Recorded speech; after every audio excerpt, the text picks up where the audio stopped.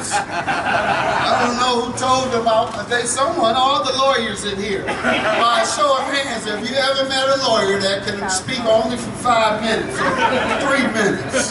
No. But I'll try and do my best. That's why I'm going to read some notes so I don't get drifted and lose some of the acknowledgments I should make. Certainly I want to thank first the Hollywood Chamber of Commerce for selecting me for the Walk of Fame. Such a great honor. It is my hope that this, the most prestigious honor of my career, will bring hope to the many people who are inspired by my journey, right as they step over me. But I got my grandbaby who's going to be showing everybody my picture. Nora, you make sure when they walk over Granddaddy's star, you say, put some respect on his name.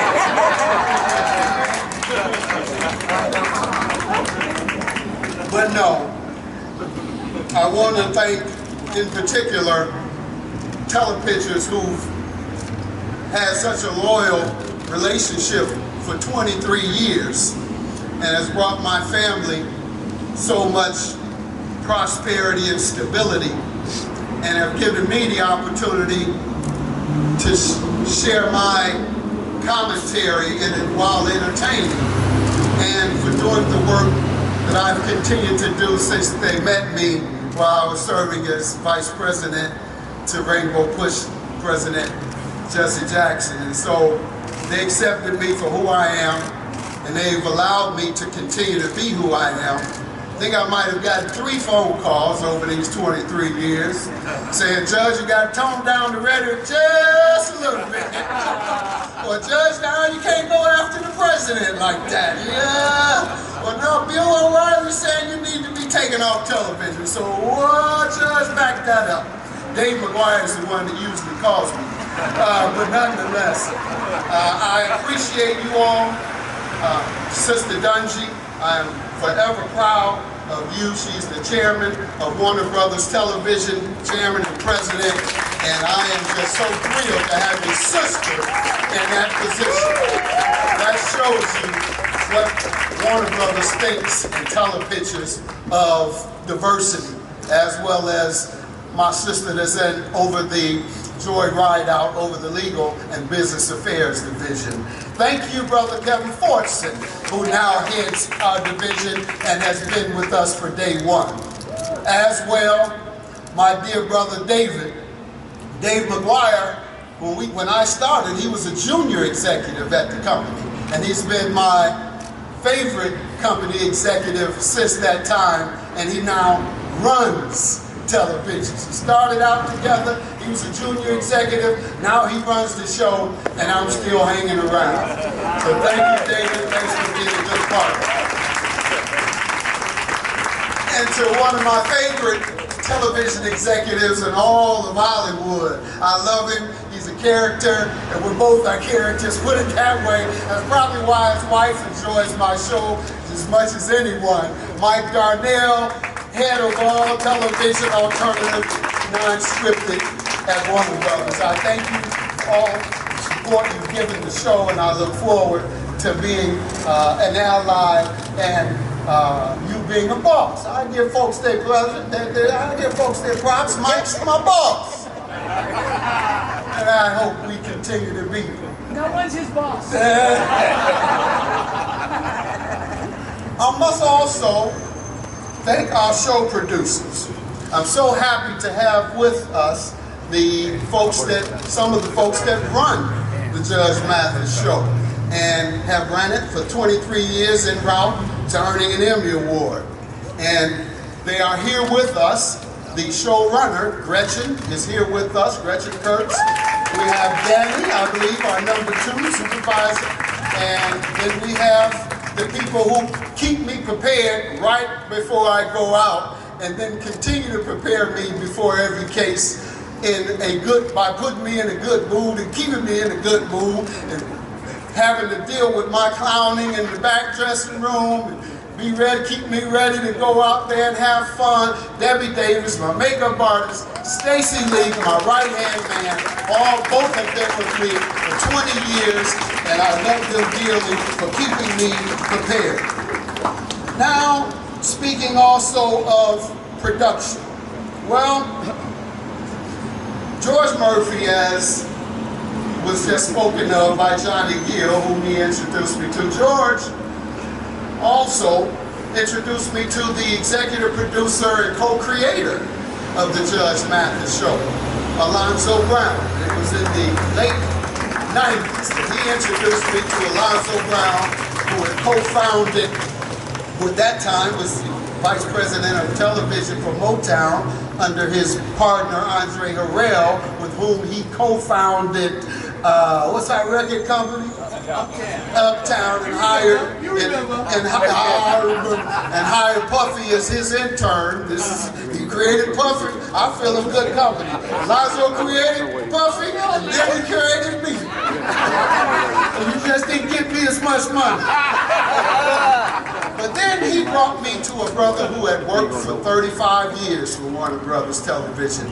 His son did such a great job that when he retired, they allowed him the opportunity to solicit and recruit other talent and produce other shows. Well, most high-ranking executives get that opportunity when they retire, but absolutely none of them deliver. They get an executive check for 2 years on that deal, office, and they keep it moving. But the producer, Gus Blackman, who retired from Warner Brothers, took that opportunity, and he joined with Alonzo Brown and Gus Blackman. They came together, he and Alonzo Brown, and co-created the Judge Mathis show, and he delivered his former employer the longest running television show they've had. Thank you, Brother Gus. Thank you, Alonzo. You brothers did it, and I appreciate you so much. Royalty you heard from a short time ago, Smokey Robinson. We thank him so much. You heard my remarks. He had to get to another appointment. And also I'd like to acknowledge my best and long life friends. And they are here with me today. But first I must start with perhaps the most valuable relative I've had in my life. My cousin Addison Himes. When we moved from the housing projects in Detroit where we lived, my mother was sexually assaulted or attempted to be sexually assaulted in the housing projects. By that time we were seeing a murder per week. It was reported as the worst and most dangerous housing projects in all of America. And I was a street youth in and out of juvenile, as are most who are locked in poverty and then locked in the drug and crime-infested communities where the education system has failed to prepare them for the real world. And so it was that he moved us, he was a property manager, he moved us out to the townhouses where he managed. That allowed us to escape the ghettos of Detroit. However, I was still on the wild. My mother asked him if he would take me under his wings and try and help change me. By that time I was 16 or 17. He knew it would be hard, but he didn't give up. Even while trying to change my life, I was continuing to get in trouble. I can remember being caught one time having been alleged to have, time by statute of limitation, I know about it, alleged to have broken in a house in the community. And he believed I had broken into the house. I moved y'all out here, you and your brother, this is the things you bringing in people's houses. Now, make sure you come to the basketball court Friday at 5 anyway.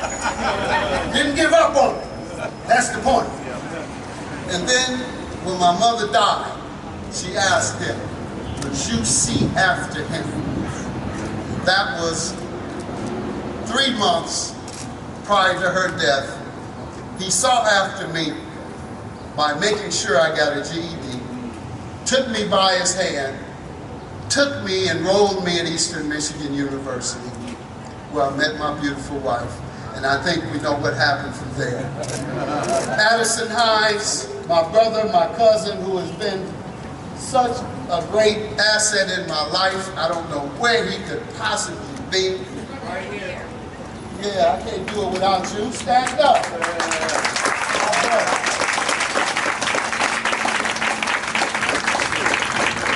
Then there's Rick and Mike, my other two best friends, whom I've known, one for 40 years. We started out in politics together upon graduating from college, and we've been together ever since. He is the chief of the Wayne County Sheriff in Detroit, and we thank him for being with me. I thank he and his wife Cheryl. I also have with me as well Rick, my lifelong best friend. We began sleeping over each other's houses, my earliest memories, at 4 years old, and have been together since. He went to prison, as did most of my friends. As did many of my friends. They came out, and I was able to help transform them. When Richard came out of prison, he came and told me he wanted to change his life. I said, you can volunteer for my youth agency starting there. And that was in late 80s, 1990 perhaps. Well, after graduating from being a volunteer, he ultimately became director of my agency, then director of the Mathis Community Center when we started that, and then later became the #3 executive in the Wayne County Executive's office under the county president. Richard Jones, my brother, beloved, we came up, we came out, and we love what we're doing for other folks. Where you at, Richard? There it is. On the walker now, all that stuff he been taking over the years. I don't know what you thought was going to happen. Hit high, smoke crack, do all that for years, and then you just going to be healthy forever.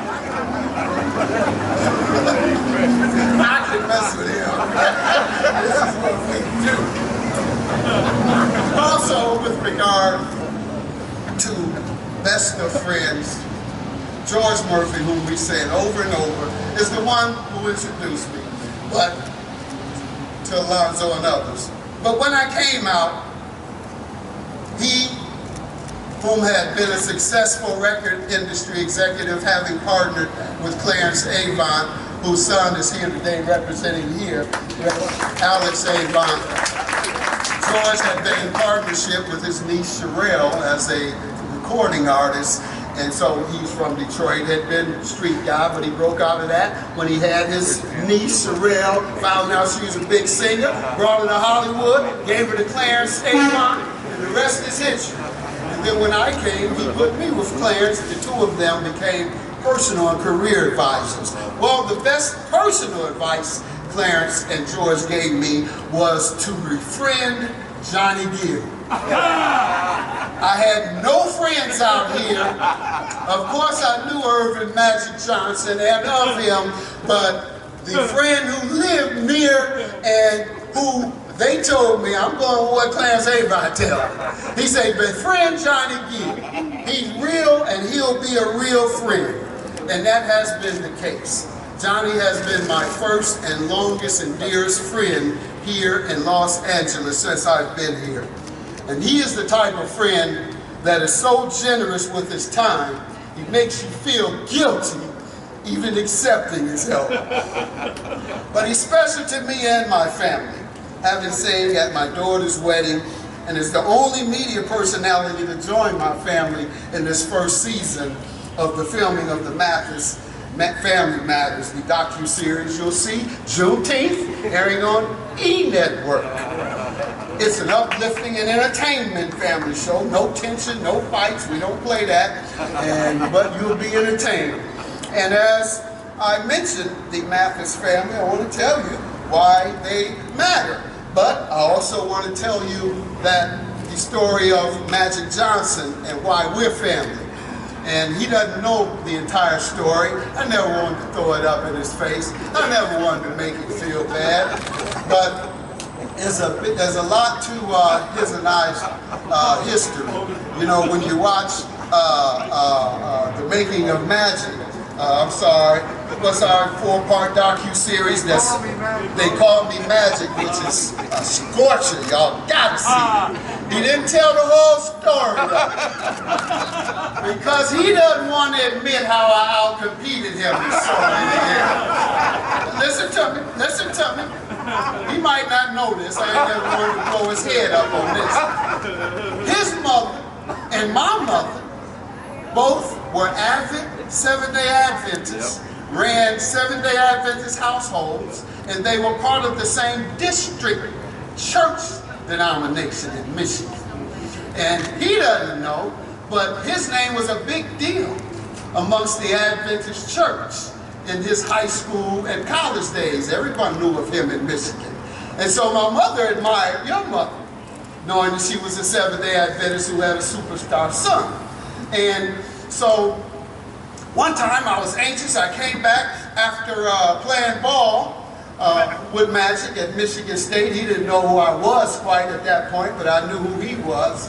So I'm on the court playing. I remind him of this all the time. I said, he came and I was slipping and sliding a little on the court. I said, what's the deal? Why am I slipping and sliding? So he says, you need some new gym shoes, Jim. I'm slipping and sliding. As I leave the court, I see some oil. I don't need no this. Well, then put some oil on the court because he's scared that I would outdo him. So he had to put oil on it. And then with our church families, I beat him there. I had to go to church every Saturday. He only went on the off days of the games. So I was a better Seventh-day Adventist than him. And now we're both coaching Church of God in Christ. That's the only place he beat me on. I can't give $6 million to the church. But thank you. And I want you to know, brother, that I love you. The competition is over. I got more money than you now, but don't ask me to prove it. Lastly, and perhaps first, my family. Mathis family matters, and I'll tell you why. I'll tell you why Linda matters. When Linda and I met in college, we both had our dreams. She dreamed to be a teacher and educate students in Detroit. Wanted to go back to the community and educate our students. I dreamed of being a lawyer, a political and social justice activist. Having come from where I came from, knowing and seeing the contradictions in society, immediately convinced me that I should be a fighter for social justice to bring equality to the communities that I've come from. And so it was that we had those dreams together. And as God would have it, we both graduated. She went on to work first for the Detroit Public Schools and then later to establish and operate 5 schools of her own in Detroit. And they were advanced learning centers.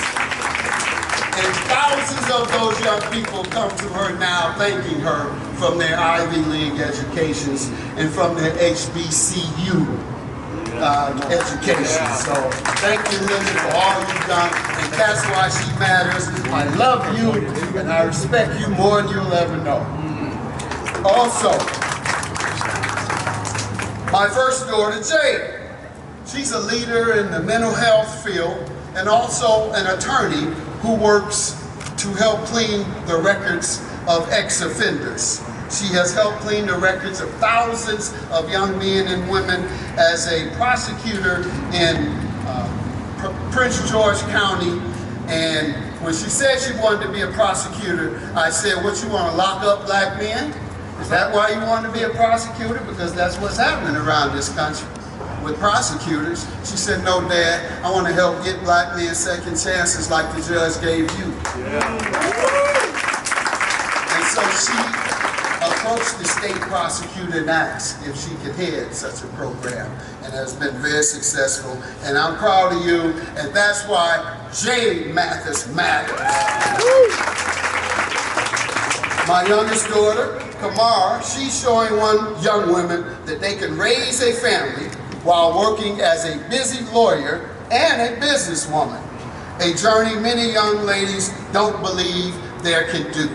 She raises Nora and Zara, my favorite people in the world at this moment, and she works as an attorney and has a real estate license as well. And so we thank God that she's showing the young ladies what they can do as busy mothers and busy executives. That's why Kamara Mathis, where Mathis. Then there's my son, Greg. Greg left the University of Michigan some 10 years ago and went on to work for the Detroit City Council, United States Congress, President Obama, and most recently as Senior Policy Advisor to a ranking United States Senator.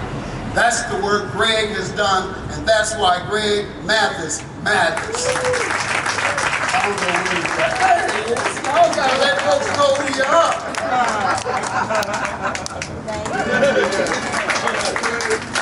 My baby boy, my youngest son, he's taken Hollywood by a storm. In less than 10 years, he graduated from college. He's worked on 6 television shows as associate producer, most recent being the Steve Harvey Talk Show. And now, after finishing also at the top of his class as a senior filmmaker, now perhaps his crowning moment and crowning achievement is the creation, developer, and executive producer of Family Mathis Matters. I want everybody to know how proud I am of him. Warner Brothers executives out there, they'll tell you I made not one call. As we speak, I have not spoken to one executive about this show. Didn't create it, didn't think of it, didn't pitch it, didn't develop it, didn't sell it, didn't organize it, didn't use my name. In fact, he used to tell people his name was Amir Jenkins because he wanted to do it on his own. Well, son, you've done it on your own. And we are so proud of you, executive producer and creator of Mathis Family Matters. But as I close, today what matters most to me is that the Hollywood Chamber of Commerce has chosen me to have a Hollywood Walk of Fame star. Hollywood star on the Hollywood Walk of Fame. It's most important for me because for generations to come, beginning with my precious granddaughters, Nora and Zara, they'll be able to show future generations. Shoot, hey, young lady. Hey. Is this the gavel you made for Granddad? Well, I gotta use it against you now. For future generations, however, her sister, and their children will be able to walk up and down Hollywood Boulevard, point down, and say, not only was my dad and granddad and great-granddad a television personality, my great-granddad, Judge Mathis, mattered. Yeah. Thank you all. God bless you. Thank you, Hollywood. Thank Neil for such a great job.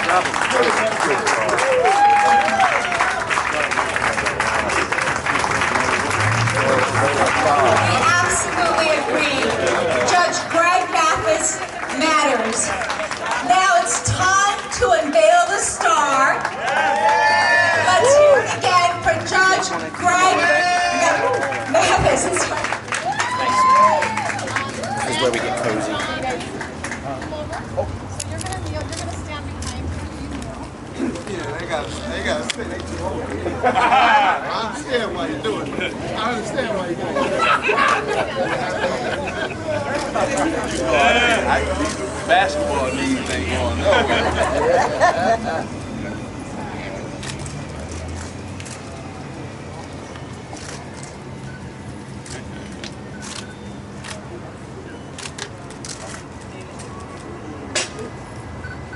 Ladies and gentlemen, we proudly welcome Judge Greg Mathis to the Hollywood Walk of Fame.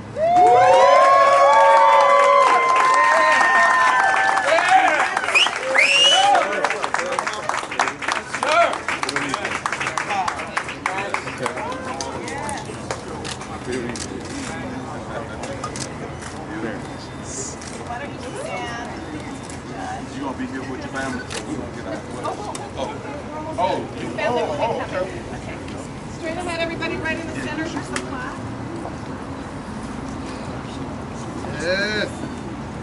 ahead, right in the center. Over to your right.